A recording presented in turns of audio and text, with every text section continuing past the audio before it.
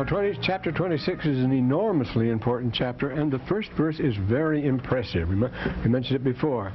Came to pass, the rising generation could not understand the words which Benjamin spoke, being little children when Benjamin gave it. Well, the first thing we notice is the tremendous speed with which things move in the Book of Mormon. This generation was alive in the time of King Benjamin, and all that has happened, you see. It impresses one how much has happened in how short a time. Now, Matthew Arnold, in what's been considered the greatest work of literary criticism in the English language, says there are 4 things that make Homer preeminently great. First, he is preeminently rapid. Second, he is preeminently noble. Third, he is preeminently simple and direct in content, what he tells. And fourth, he is eminently simple and direct in language. By far the hardest of these to achieve, that no other great epic poet ever achieved, is the rapidity. Milton drags on all day just to have Satan turn around twice. But not Homer. He rushes along, and the Book of Mormon moves like an express train, you see. You start right from the first chapter, right from the first event, right from the beginning. Nephi plunges right into it, and he never stops going. The book just moves like lightning all the way through. And that's a feat that nobody can accomplish that doesn't know exactly what's going on, or doesn't have a document before him or something, because nobody can get away with that. But look how much has happened and how much is going to happen and how fast it happens. But it's the situations that's significant here. Notice this. Being little children at the time, they didn't believe the tradition of their fathers. Well, why shouldn't little children believe the tradition of their fathers? What's wrong with that, you see? The little children I know, they took it from me, most of them. And I know in my family, on both sides, the grandchildren have far stronger testimonies than the children did. Being young, is that going to stop you from getting a testimony? What goes on here? This is very well explained here, and exactly the reason for it. What is happening here is this, and we'll see it comes out very clearly in this chapter. And it begins in the preceding chapter. Notice in 4 to 7 here what the situation was here. In chapter 24, verses 4 to 7. Yeah, it's way back there. Yes, not the preceding chapter, the one before that. The Lamanites and Nevites over a wide area started mingling freely and exchanging goods and services and information. Were friendly and so forth. About 35 miles, 35, 50 miles, how far is it south on the main highway to Flagstaff from Hopi Land, from where you turn off there at the gap, is Waputka. It's quite near the road, and it's a very ancient ruin. It's an ancient ruin, quite extensive, and all sorts of junk has been found there. It was the center of a network of roads or trails, and there you find beads, and you find pottery, and you find basket work, and you find all sorts of things, metal work, that come from all over, from the Great Lakes region, from up the north, from down Central America, from the Central Plains. They find artifacts, well, fragments and things from everywhere. In other words, there's a great trading center. People traded very widely there. So in ancient times, they did move around that far north. We know that they did in the south, because you find different types of work, well, all up and down the Andes and all through Mexico and so forth. There's all sorts of evidence of trade. It's a very important thing, of course. And so they had this business civilization here. And no, we're told in the 7th verse, with the business civilization and prosperity, crime began to flourish. That's this. They did increase, we're told, in riches, in trade, in cunning, in all manner of wickedness and plunder, sophistication. And the connection is made quite clear, for example, a little later on, in the case of the sons of Mosiah. Well, in the 7th verse here, the 8th verse of the 27th chapter, we're looking ahead just for a moment, see what the situation is there, where it tells us they became a large and wealthy people. And notice the sons of Mosiah, no less than Mosiah, the great Mosiah, the king, his sons, and the oldest son of Alma, only the oldest son of Alma, joined the Hellfire Club, the Smart Aleck Club, and reject the gospel completely. They wouldn't take it from their parents. That's a remarkable thing, isn't it? But you notice what it was. It says it's right in the same in the same breath with there being a large and wealthy people. Then the next verse says, and the kids weren't taken in by religion anymore. This sort of thing, you see, becomes a corrupt society. It says, the sons of Mosiah were numbered among the unbelievers, and also one of the sons of Alma, he became a very wicked and idolatrous man. These kids were wicked, were rich, excuse me, rich, sophisticated, cynical. They spoiled a lot of things. For your special delectation, business is not the flower of civilization, but of barbarism. It's the way of the barbarians. It's born of the wandering tribes, the plundering tribes of the steppes. Now, our Viking ancestors from the north, one of their first settlements was Elphinstone on the north coast of Scotland. And my genealogy now turns up that there were at Elphinstone, it was a town that had a mine, and there were 3 Hugh Nibleys in succession were mayors of Elphinstone. I just discovered that a year ago or so, less than that. But all sorts of things happened. But they went around plundering and looting and taking everything they could. If you want to know what went on there, read the Orkney saga. That's a wonderful thing about what they did. But they plundered and they looted and they burned each other's houses down and so forth. But they always carried a set of scales with them for business, for weighing precious metals, jewels and gold and things like that. They were traders every inch of the way, and trading and business and looting all went together. You grabbed what you could grab is the idea. And the chiefs of the tribes across the steppes, they lived by plunder and exchange. Well, the ring giver, that's what's good king. Remember how the Beowulf starts out and so forth. Everybody goes out and plunders, and the king has the richest plunder, and then he divides it among them, and there's a good deal of argument about who has the most honor and so forth. They get very clever in banking arrangements and in keeping their books. You owe me so much, I owe so much. It's kept in the barbaric societies, you see, your meed of honor depends on your share of the meat. It's a very interesting thing. The Egyptian word for it goes back there. The Egyptian form, our, is a picture of a thigh of beef, a side of beef that a person gets as his particular lot. Well, anyway, these semi-nomads, they have to have their wealth portable. Of course, you're traveling around, and it was the weather, the bad times that force them to move. It gets everybody moving, and everybody's plundering everybody else. And that's what happened in Lehi's time. Remember, 600 BC, all the world starts moving. The whole ancient structure collapsed. That was last semester, but everybody started to go, and they started looking for homes and colonizing. But they have to have your wealth is portable and in concentrated form, you see, namely precious metals and jewels. They get great on collecting that. Well, that's the theme. The gold and the jewels is the theme of whether it's Raiders of the Lost Ark or whether it's theme of any of our primetime TV, the detectives and the murder and so forth. Now drugs has a big place to play, but these valuable small mobile items are the soul of business, and they make for ferocious business customs and so forth. And they kept jealous accounts of what they gave, and how much is always counted. And of course they dress in gorgeous attire. We say barbaric dress, as far as that goes. And again, this was a necessity. The women traveled, as you can see from the National Geographic and so forth. The women traveled, and among all this sort of people, including the Indians, with all their personal wealth hung around their necks, usually in gold coins with holes through them. You see all sorts. All the Asian, everywhere you go, you find this is characteristic, with all this splendor they carry around with them, and their whole personal wealth is strung about their person, so that it's mobile. They can always put their hands on it. But by contrast, you notice the inhabitants of the civilized cities, like the Ionian cities and the Egyptian cities, everybody was content with wearing a simple white or gray robe with a little tasteful decoration or a fringe, and that's all. They all wore basic white in Athens, as a matter of fact. And the only people who did well in Rome you know exactly what a person's status was. If it was brown, if he was a servant, it was white. And if it was white with a toga picta on it, then he was a big wheel. Toga clavata, then he was a senator, and so forth.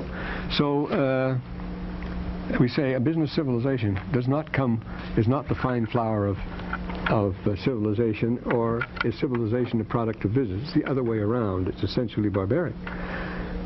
And this is what happened to these people. This is what it's describing now. Now, leave us proceed happily here. We got down to the 5th verse. And now this is I say this is one of the most important chapters. Every chapter is the most important. But this tells us about the church, what the church is for, why we have to have a church. The problem is this, now you notice, in the reign of Mosiah, there were not half so people, the dissenters weren't half as numerous as the people of God. But because of dissensions among the brethren inside the church itself, this is what caused the apostates to grow in number. It was dissensions, notice in the 5th verse here, dissensions among the brethren. They became more numerous, and finally they outnumbered them. And it came to pass that they did deceive many. They deceived the members of the church. I mean, these outsiders, these apostates were able to get away with it. How? Well, they used, it says, with their flattering words. They came on strong with all sorts of flattering words. I mean, words flattering the intellect and so forth. You can't believe that infantile stuff. You don't believe that stuff. The interesting thing about my friends, of course they don't believe the gospel, but the interesting thing is they don't believe I believe it either. They can't believe that I actually believe this stuff, you know. It's an interesting thing. And it's one of the tests. They're so naive about it because they don't know a blessed thing about anything. Well, those who were in the church and caused them to commit many sins. Again, you see. And therefore it became expedient that those who committed the sin, now this has happened, if you're a member of the church and you have accepted some of this smooth talk and you started misbehaving yourself, we can't quibble about these things. This old puritanical strictness just doesn't go. You see, we're an enlightened people. We're emancipated. And if you started that and we're still a member of the church, then you'd be admonished by the church. Notice in the first verse they tell you to get back on the track again. You didn't like that, of course. And the teachers. Notice we have priests and teachers in this next verse, in the 7th verse. It was the teachers that would catch on to it first, of course. And the teachers reported them to the priests. I guess we'd call them home teachers in this case, wouldn't you? Notice it says they were delivered up to the priests by the teachers. And the priest brought them before Alma, who was the high priest. What could the priest do? The teacher wouldn't have anything to do with it. It is a hot potato, and nobody will take it, you notice. And then it is handed to the priests, and they go up to Alma, the high priest, will take it to the general authority. He should know. But Alma didn't know. This is another surprise. And I thought, Alma wasn't aware of what had been going on at all. Now, that's a surprising thing. Why not? Shouldn't he have known that and so forth? Alma didn't know concerning. There were many witnesses against them. But Alma didn't know about what was going on. Was he ever naive? But there were many witnesses against them. See, they kept saying, well, he was apparently reluctant to believe it. They had to pour on the witnesses. He says, Alma didn't know concerning them, but there were many witnesses against them. The people stood and testified of their iniquity in abundance. It took a lot of pressure to make Alma give in there. Alma was a real idealist, wasn't he? He didn't want to get involved in this thing. Yet he was the head of the church. And he was troubled. It upset him. Notice the next verse tells us that Alma was upset by this sort of thing. He hadn't known. If I hadn't known about this. Well, this is a common thing, too. The emperor, Constantine, example, we often find, well, a good example, I've cited it before here, is Measure for Measure. The Duke wanted to know what was really going on in his kingdom, and the only way he could find out was to go put on a disguise and go around and see. The same thing with Harun al-Rashid. He had his faithful servant Ja'far, who was a gigantic black man, and to find out what was going on in the kingdom, he would disguise himself and they'd go out by night and circulate and visit all the gambling halls and so forth and so on. They did it for fun as much as anything because Harun al-Rashid was very much bored by what was going on. But the king has to disguise himself and go around if he wants to know what goes on, you see. King Lear, the same thing. Remember, when he's no longer king, when he's kicked out, he hears about it, then he goes out and mingles with some of the people in the cold winter time. Poor Tom's a cold and so forth. And he said, if I had known what had been going on all this time. But he was the king. It never got to him, you see. And so it pays for kings to be demoted and look around a while, and this is what happens. And incidentally, I imagine that's why the British monarchy has remained so popular, because they do get down the circular. Prince Charles today is very much interested in social affairs and everything else, and Edward VIII. What made the trouble is Edward VIII got too sympathetic. He was Prince of Wales, and he got too sympathetic with the Welsh coal miners. He found out what their troubles were, started feeling with them, and certain industrial interests didn't like that sort of thing, and there was a lot of trouble. Well, anyway, Alma didn't know, so you'll have to excuse him for not knowing, and it took some pressure to convince him, but when he was convinced, he was upset. He was troubled in his spirit, and he says, well, I have to take this to the king. He's passing the buck too, see? So he said to the king, well, there are many whom I've brought before thee who are accused of their brethren. I have to take that, of divers iniquities. Now, what can the church punish them for? And how can the church punish them? That's what this chapter is going to tell us. He doesn't know what to do about it, and neither does the king. Because they're civil offenses. Now, here he says, I have brought them before thee that thou mayest judge them according to their crimes. See, to their civil offenses. If they commit a crime, the church doesn't punish them. The king punishes, and the government punishes them. If they haven't committed a crime, what can the church do about it? They're not criminals. So we're going to decide that, you see. And what does the king do? The king passes it on too. It's a hot potato for him, just as well. Notice, but the king said unto Mosiah, behold, I judge them not, therefore I deliver them right back to you, into thy hands to be judged. So the king passes them right back to Alma again. See, the question is, what action should I take? The answer, it is through the church that God intends to deal with man. The human race is admittedly lost and bemused, and this is the closest exposition you'll get of the purpose of the church. Why do we have to have a church? Why do you have to have a ship? Why do you have to have a house? Well, we have no choice but to live together. That's the reason. You see, if we were living alone, we wouldn't need one. But since we all have to live together, even Cain had an entourage wherever he went, and so we're living in a community with each other, and we'll see what comes of that. And Alma is not the typical boss, you notice. He's not the manager that knows exactly what to do and does the wrong thing. The spirit of Alma was troubled. He's worried. He was afraid that he might do the wrong thing. A very humble man. He poured out his voice to God.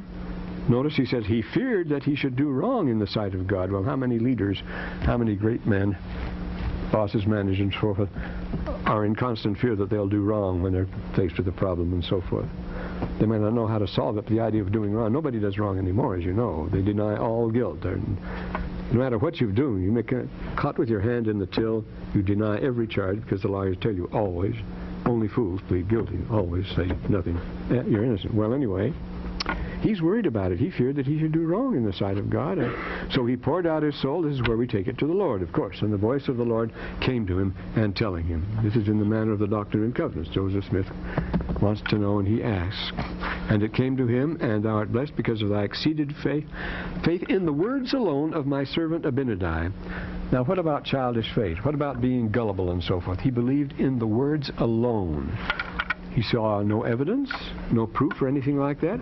And it wasn't the word of God, it was the words of Abinadi alone that he believed in. What's going on here? Why is there merit in this? Stendhal, the great Christopher Stendhal, when he was here, he's now Bishop of Lund, chief of the Swedish church, you know. And there was a lunch here, and someone, namely me, quoted Joseph Smith as saying, nobody was ever damned for believing too much. Well, he found that extremely offensive, but if you come to it, everybody believes too much. There's not a person here who believes a single thing that's been absolutely proved, absolutely and completely proved, gravitation or anything else. You have to believe all sorts of things that you can't possibly prove, and everybody believes it. Well, what's the point here then? Because you believed in his words alone. I would emphasize the his. You were blessed because of what you chose to believe, because of the things you chose to believe. Not by the act of believing, not by just faith, not by believing. You weren't blessed because you believed, but because you chose what to believe, you see. Because everybody chooses what to believe. The atheist is a very strong believer. He's the most passionate arguer he can possibly find.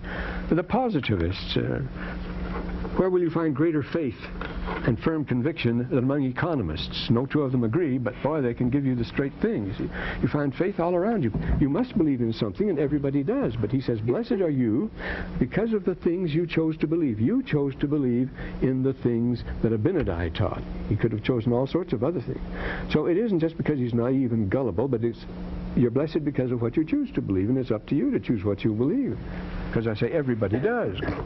I'm sure I believe things. Well, you get that especially in politics. You see such a person is a great man, he can't sin or anything else, and another person say, well, what do you see in that crook, and so forth. And this goes on everywhere. We have our convictions. So he's for believed, what he chose to believe were the words of Abinadi, and blessed are they because of their faith in the words alone which thou hast spoken. See, in the words alone. Faith in the words alone. I mean, that seems awfully shallow, doesn't it, just to accept something on somebody's word. But they're not accepting it on somebody's word. They've chosen what they would believe. What rang the bell for them is what they believed, and that was blessed. And blessed art thou. And here's another thing, because we asked, it's often asked, what authority, what priesthood did Alma have to do what he was doing here? And he went ahead and did it alone. And here he's congratulated for it. He's congratulated for taking the initiative. Notice in the 17th verse.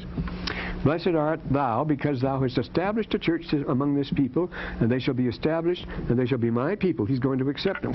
But he went ahead and established a church. I say, for having the priesthood, he took the initiative, and the Lord said, that's good. He doesn't want to command in all things. And because thou hast inquired of me concerning the transgressor, we love to make moral judgments of others, but he doesn't. Alma would not do that.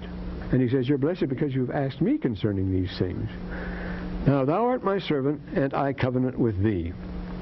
Now, Alma is speaking for the church, and yet God always covenants with us as individuals, as we'll see in 3 verses after this. How could it be otherwise? Well, is there a virtue in membership, in just membership of the... Can you be blessed because you're a member of anything? No, no. It's with yourself that the Lord deals, with you alone. Only the individual participant. It's like an orchestra, or a choir, or a faculty, or anything like that. It's a community, but everyone is an individual contribution, and he deals alone with the Lord. And here we have it here, thou art my servant, I covenant with thee. Thou shalt have eternal life. It's between Alma and the Lord.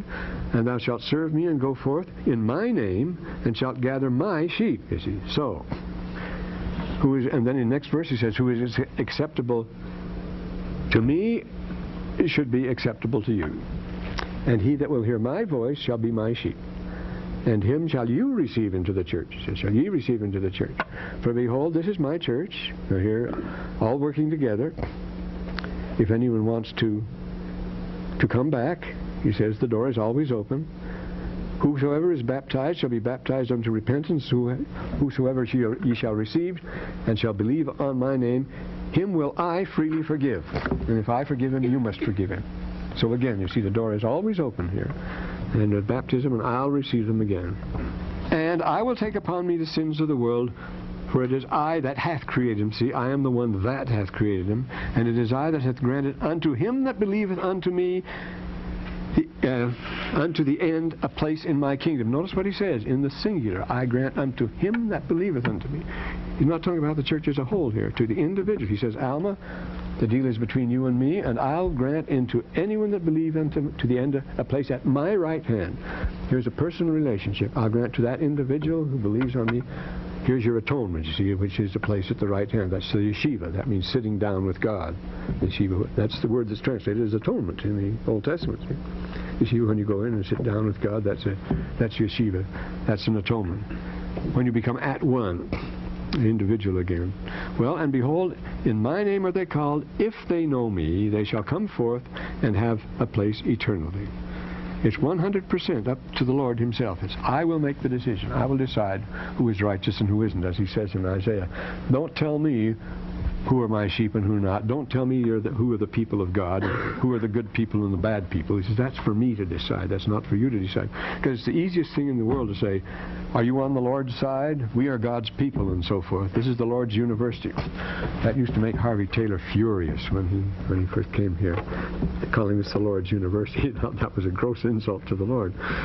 Not because of the quality of this or any other university. We had no right to say it. Let the Lord say that if that's so. Don't pin that label on ourselves. We don't have the right to put medals on ourselves that way.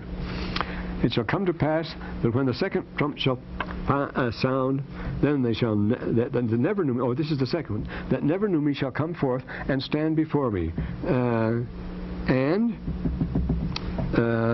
Again, if they absolutely refuse, I will deal with them personally again. But you notice the second trump and the second resurrection. Well, what's wrong with having to wait a few years in eternity? You're willing to wait for a second resurrection, 6 months or something like that. I'll graduate a little later. What's the difference? It's all the difference in the world. The second resurrection is a different type of experience. It's a different type of resurrection. Well, you'll be resurrected, of course, but it's a different environment, a different setting. You're a different type of person from those that came out in the first resurrection. It's not a matter of timing at all. It's a matter of quality what's going on here. And so he says, the second trump, that's fine. They that never knew me before shall come forth and stand before me. And they that know that I am the Lord their God, and that I am their Redeemer, but they would not be redeemed. Remember we meant that before? I was nice to them, I was nice to you, but you would not. I warned you, but you would not. I commanded you, but you would not. The same thing, but would not be redeemed. Well, nothing we can do. He's not going to infringe their agency. Then I will confess unto them that I never knew them. You see, they thought they could fool him. They thought he would be recognized anyway. No, I knew what was going on, he said. You never fooled me. Then that's why he says, I will confess to them that I never knew them, because they were never behaving. They tried to pull a fast one. Remember, God will beat us with a few stripes, and then everything will be all right. He won't notice what's going on here. Prepare to the everlasting fire prepared for the devil and his angels. This is explained later in the Book of Mormon. So, now here's the answer to the question, you see. The teacher has asked a question, what do we do with these guys? The priest asked the question, then they asked it to Alma. Alma asked it to the king. The king asked it back to Alma. He says, I don't know, what do we do? And Alma asked the Lord, and this is the answer to the question, what will you do to members of the church who will not, who deny their testimonies or who are making, well, this happens in the church all the time. If people who don't want to belong but want to stay in. I know lots of people that are that way because they lose their audience. They have no prestige, and nobody will listen to them once they're out of the church, once they're disconnected. So they always want to be connected with the church so they can get an audience. If they weren't panning the church, they never could get anybody out at all. All you have to do is start jumping on the church, and then you can get somebody interested, somebody to listen to you. So they always bring that up. They always keep the church in the picture. And this is so, people that write books against it and so forth, they always want to keep their membership. As a matter of fact, Fawn Brodie, for example, you can't find anything more hostile than that. But it's a very interesting thing. You know Fawn Brodie? Let's show a show of hands. Who knows Brodie's work? No man knows my history. Well, that's right. She wrote the book that became the standard work again on Mormonism. Of course, it's a fraud. But the interesting thing is she wrote this withering book, and when Russell Rich was back east, she was very sick. And her husband called, phoned them to come, it was in New England Mission, and minister to her. And it was a terrible night, and they had to drive 80 miles in this awful storm. They said, well, she doesn't believe it. Well, she says, don't ask that, just come. He was Jewish, you know. Just come. So they went out and ministered to her. And, first of all, they went in and said, but you don't believe in this sort of thing. Why did you call us? But she said, but I do believe in it. I do believe in it. She was very sick. So they administered to it, and it brought her around.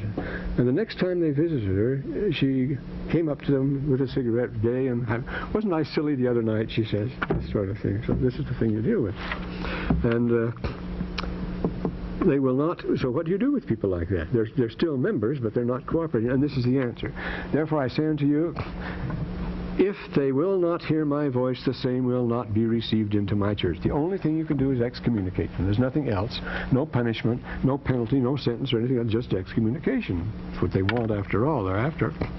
And then, but if a person has committed a sin, if he confesses his sins and repenteth in sincerity, 29th verse, of his heart, him shall ye forgive, for I will forgive him also. And as often as my people repent, I will forgive them that trespass against me. This is the good news of the gospel, because it is the gospel of repentance, you see. We're repenting perpetually here. If you're not repenting, you're not improving. And you shall also forgive one another your trespasses, because I forgive you too. And you must take his word for it, you see. The Lord says, you don't want to forgive each other? That's not for you.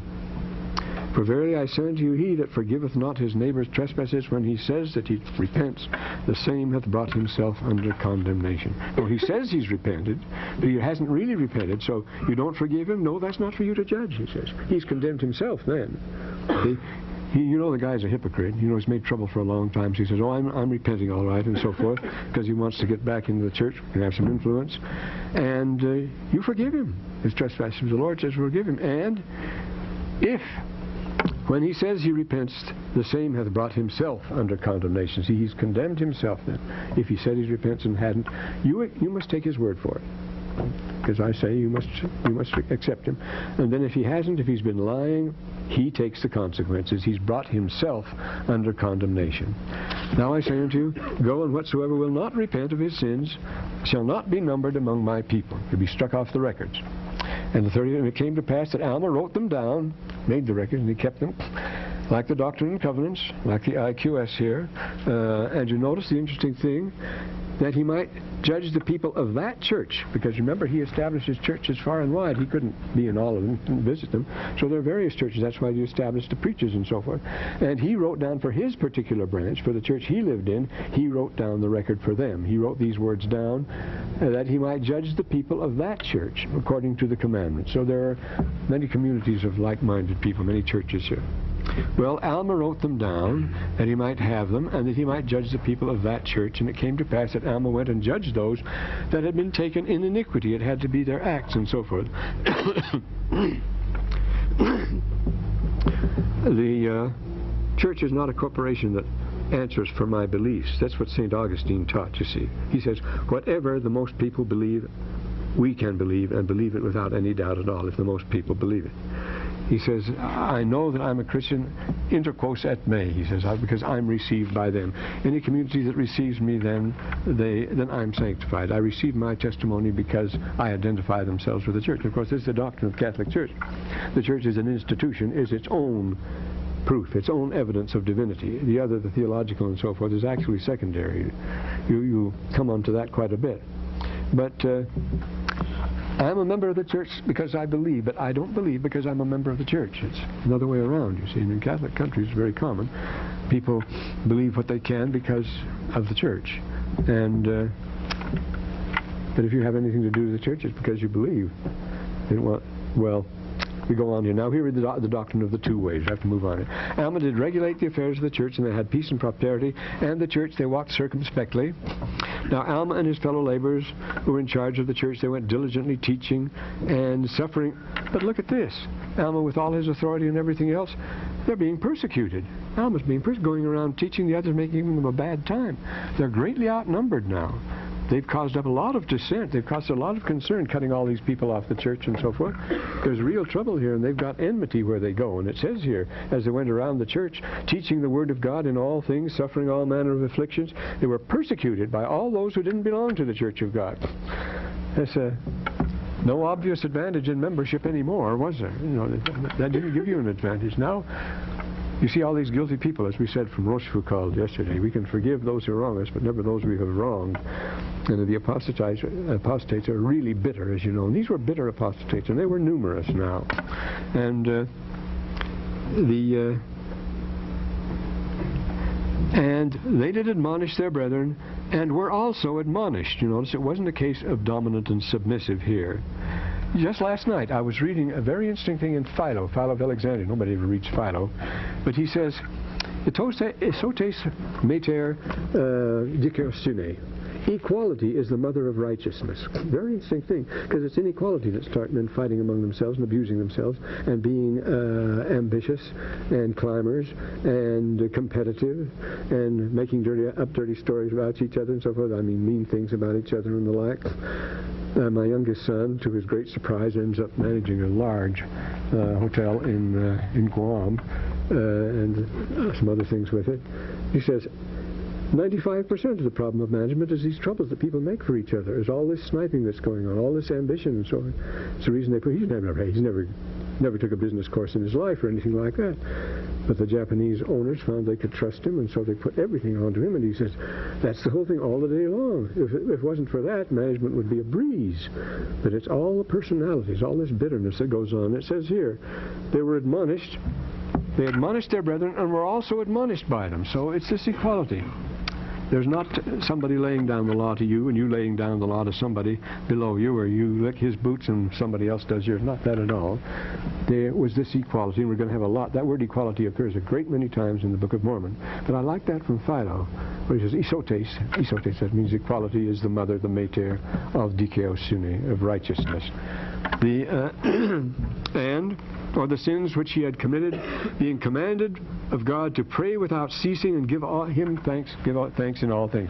So this is the way you hold on. This is the way they keep going, is to pray to God without ceasing. How do you do it?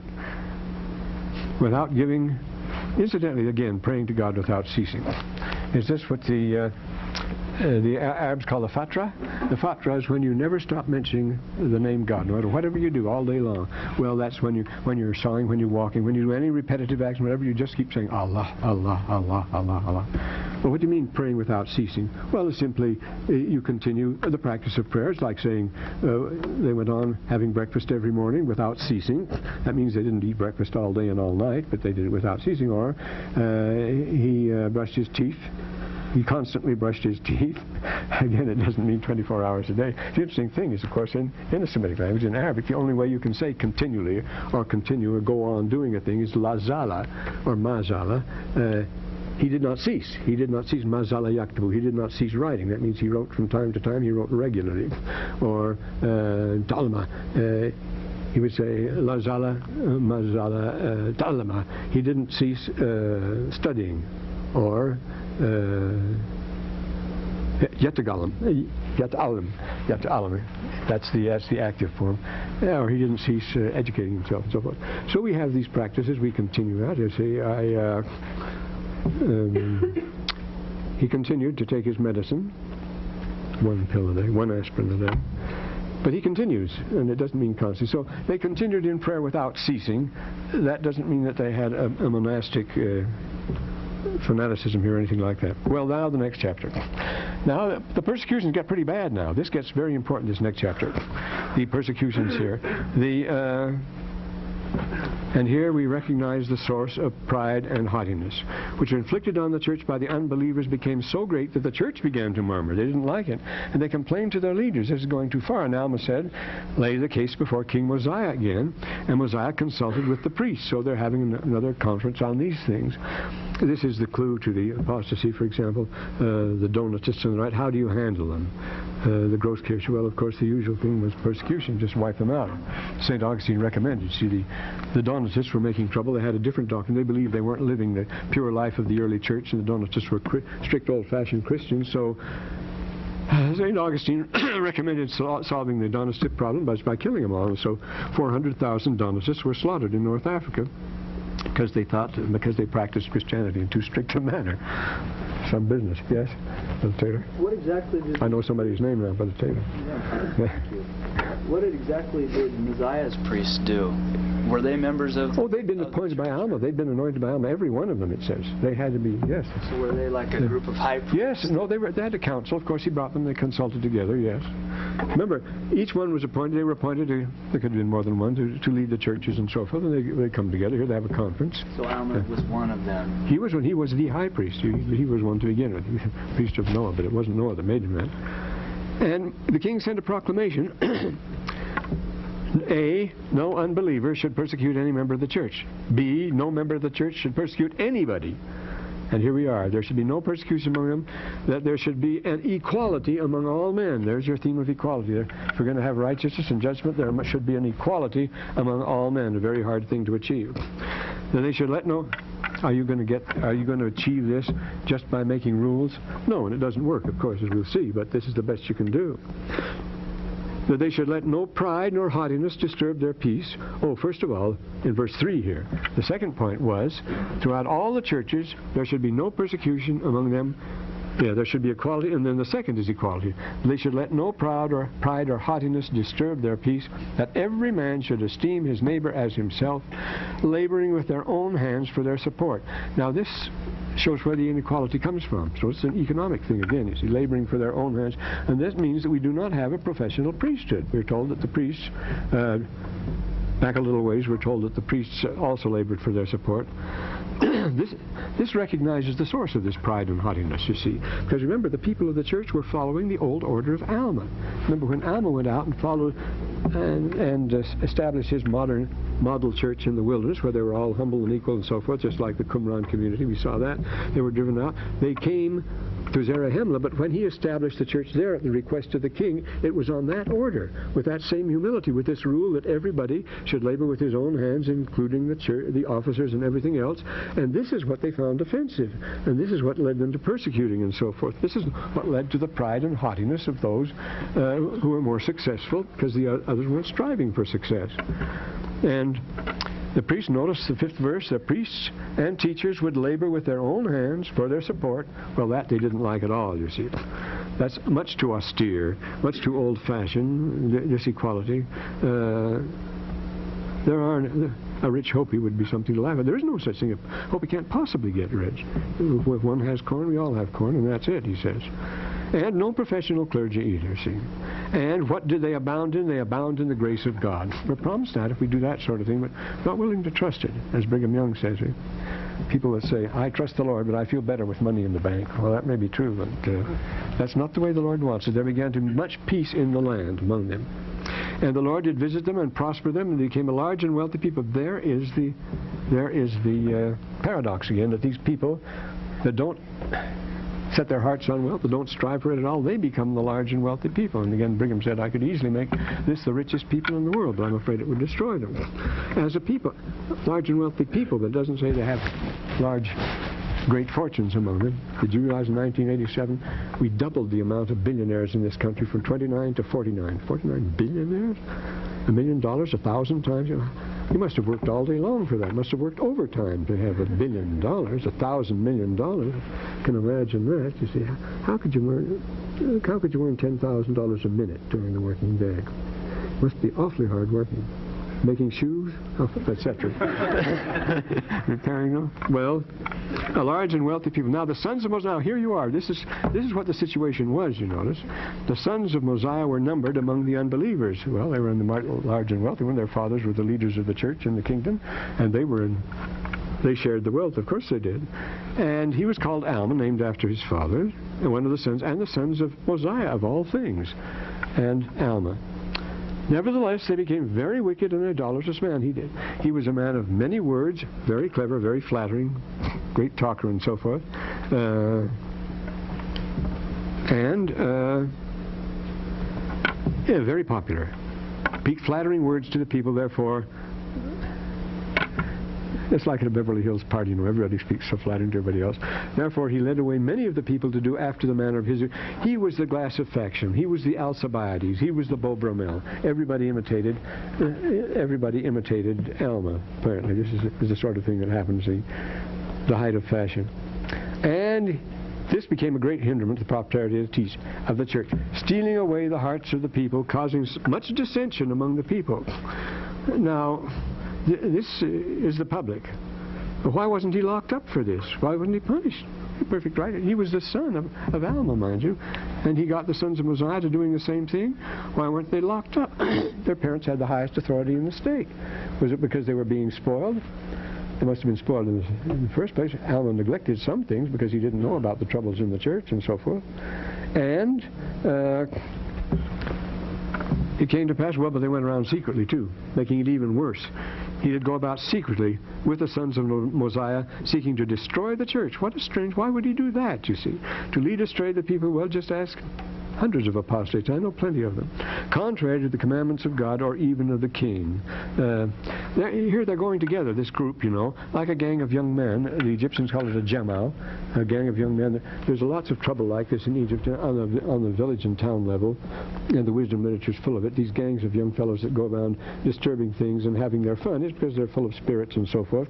But you have them, well, two families, both alike of dignity in Verona, the Capulets, and those are just kids, the Capulets and the Montagues, having their public brawls in the street and having their parties and their wild goings on and raiding each other and so forth. And I say, then Alcibiades and the Hellfire Club that caused an awful lot of trouble in Athens. He was the flaming youth of the time. And these people there's another familiar social phenomenon, in other words.